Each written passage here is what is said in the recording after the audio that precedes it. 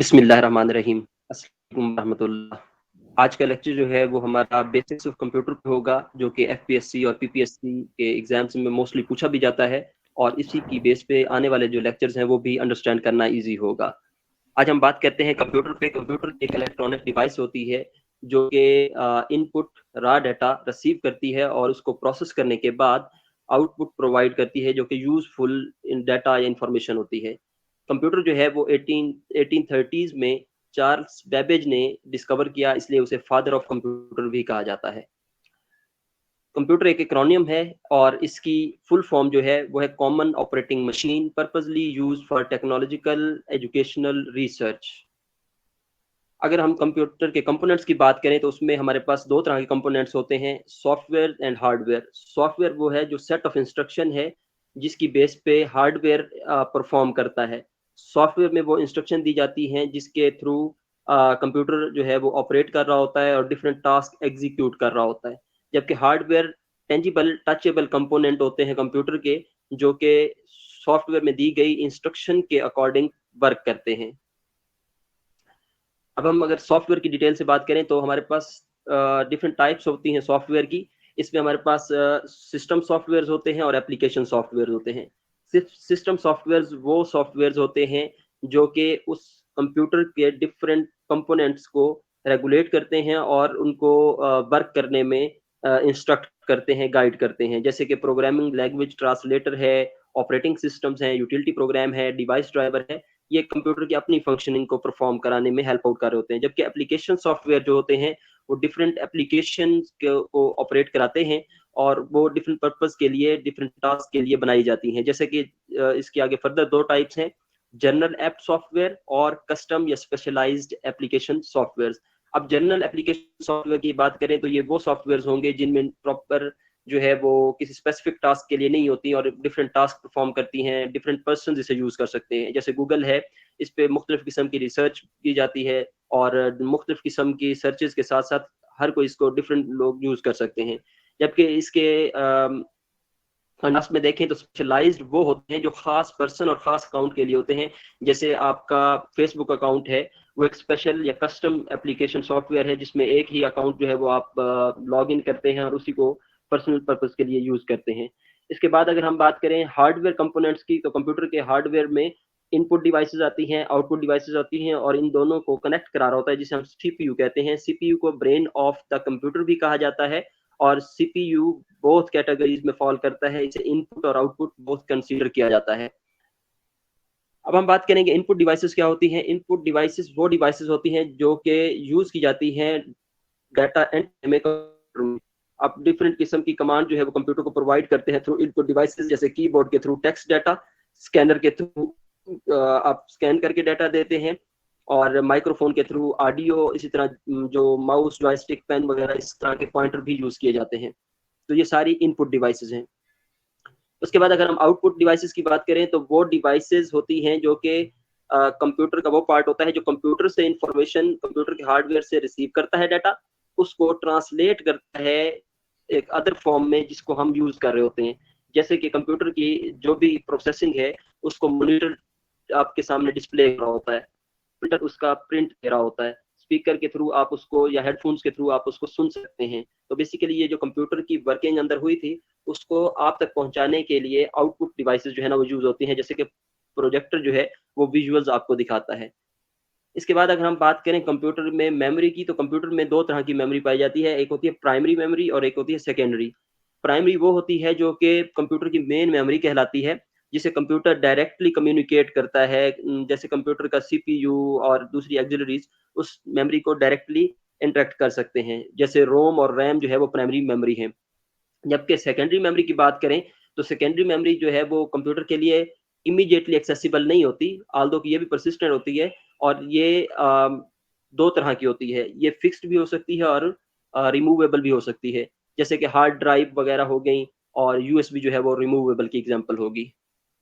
इसके बाद हम देखें प्राइमरी मेमोरी की, जो हमने बात की थी प्राइमरी मेमोरी में कि कंप्यूटर में रोम और रैम होती है, तो इसके ऊपर फ्रीक्वेंटली क्वेश्चंस आते हैं, इसलिए हमने इसकी डिटेल्स यहाँ दी है। रैम जो होती है, RAM stand for random access memory, और ROM stand for read only memory. RAM जो होती है वो वॉलेटाइल होती है, यानी नॉन परमानेंट होती है। पीसी को जैसे ही आप टर्न ऑफ करते हैं तो वो डाटा या वो जो मेमोरी होती है वो लॉस्ट हो जाती है। और देखा होगा आपने कि आप पीसी को यूज़ कर रहे हैं, सडन शटडाउन हुआ, अब आपने जब उसको दोबारा ऑन किया तो आपको बहुत सारी चीज़ें जो है वो नहीं मिलती, वो क्योंकि उस टाइम रैम में होती हैं। जबकि रोम जो होती है वो रीड ओनली मेमोरी है और नॉन वॉलेटाइल है, यानी ये परमानेंट होती है, ये रेज़ नहीं की जा सकती, जैसे ही पीसी ऑफ होता है तो ये इंटैक्ट रहती है। अगर हम देखें तो जो रैम है वो रीड और राइट की जा सकती है क्योंकि ये इरेज़ेबल है, जबकि हमारे पास जो रोम है वो रीड ओनली मेमोरी है, इसलिए इसको सिर्फ रीड किया जा सकता है, इसको रीराइट नहीं किया जा सकता। अब हम बात करते हैं टाइप्स ऑफ कंप्यूटर्स की। तो कंप्यूटर्स की 4 मेजर टाइप्स हैं, जिसमें हमारे पास सुपर कंप्यूटर्स हैं, मेन फ्रेम कंप्यूटर्स हैं, मिनी कंप्यूटर्स हैं और माइक्रो कंप्यूटर्स हैं।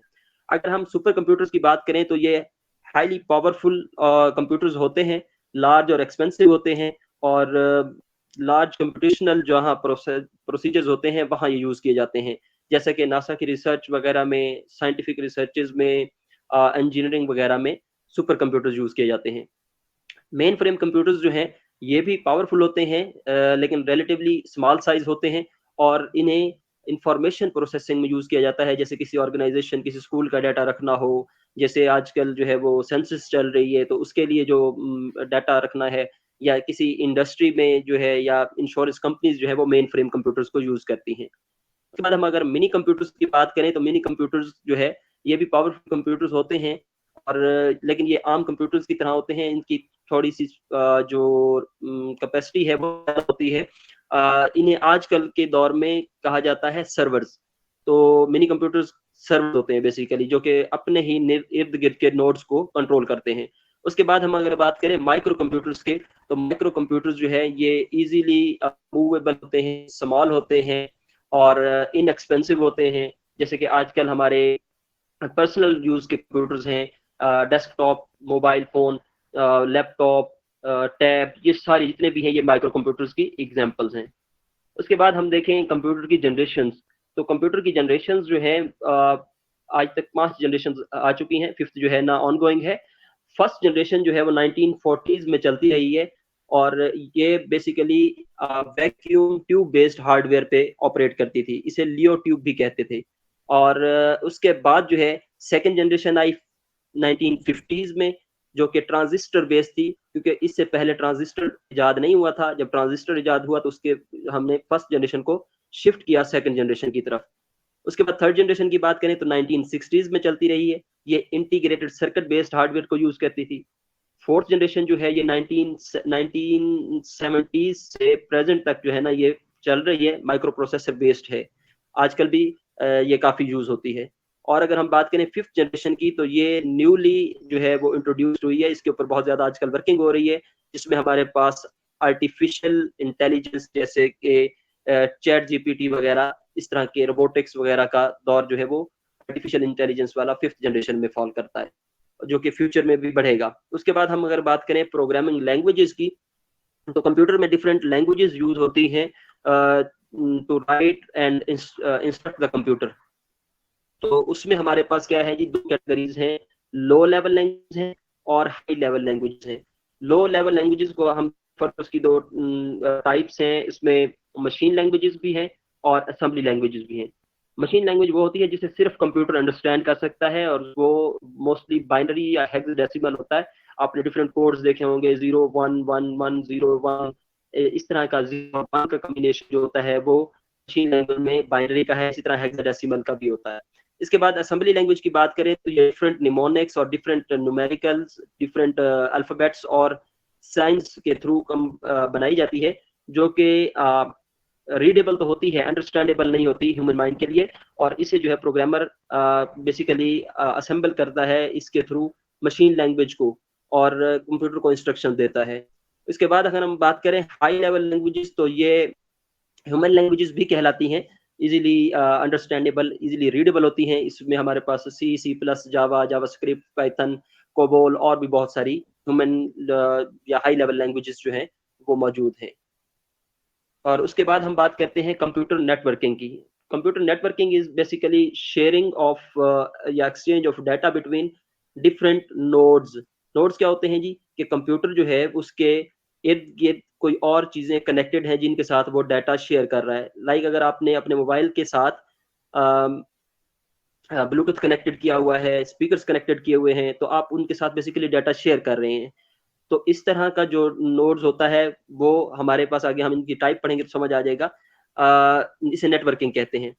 अब अगर हम बात करें टाइप्स ऑफ कंप्यूटर नेटवर्क की, तो उसमें हमारे पास पैन है, लैन है, मैन है, वैन है। पैन क्या होता है? Personal area network. जैसे कि मैंने अभी एग्जांपल दी कि आपने अपने पीसी के साथ या अपने मोबाइल के साथ डिफरेंट एसेसरीज कनेक्टेड की हुई है जिनके साथ आप डाटा शेयर कर रहे हैं, तो ये हमारे पास पैन की कैटेगरी में आता है, पर्सनल एरिया नेटवर्क। उसके बाद लैन है, अगर किसी एक ही बिल्डिंग में, स्मॉल ऑर्गेनाइजेशन में कंप्यूटर जो है वो डिफरेंट दूसरे कंप्यूटर के साथ कनेक्टेड है, एक सर्वर है और बाकी सारे उसके साथ कनेक्टेड हैं, डाटा शेयर हो रहा है, तो उसे जो है हम कहते हैं लैन या लोकल एरिया नेटवर्क। और मैन की बात करें तो मेट्रोपॉलिटन एरिया नेटवर्क है, जो कि वाइडर देन लैन होता है, और ये एक से ज्यादा बिल्डिंग्स को जो है ना वो कंसिस्ट करता है। मेट्रोपॉलिटन बेसिकली बड़े सिटीज को कहा जाता है, तो यानी कि ये एक से ज्यादा बिल्डिंग्स के ऊपर जो कंसिस्ट करता है उसे हम मैन कहते हैं। और वैन की बात करें तो ये वाइडर एरिया नेटवर्क होता है, और ये किसी कंट्री का नेटवर्क हो सकता है, किसी ग्लोबल नेटवर्क हो सकता है। जैसे अभी हमारे मोबाइल फोन्स हैं और हमारे डिफरेंट सिम कार्ड्स हैं जो कि कनेक्टेड हैं, तो ये एक नेटवर्क है जिसे हम वैन की कैटेगरी में फॉल करते हैं। ये वैन, मैन, लैन, ये जो कैटेगरी वाली स्लाइड है ये इसलिए अहम है कि इसके एक्रोनिम जो है वो मोस्ट ऑफ द टाइम पूछे जाते हैं कि लैंड स्टैंड्स फॉर, तो लोकल एरिया नेटवर्क। उम्मीद करता हूँ कि आज की आप ये वीडियो जो है आपके लिए हेल्पफुल साबित होगी। काइंडली आप हमारे पेज को, हमारी चैनल को ज़रूर लाइक एंड सब्सक्राइब करें और अपने दोस्तों के साथ ज़रूर शेयर करें। उम्मीद है कि आने वाले वक्तों में हम इससे भी अच्छी वीडियोस जो है ना आप लोगों के साथ शेयर करते रहेंगे। Thank you so much. अल्लाह हाफिज़।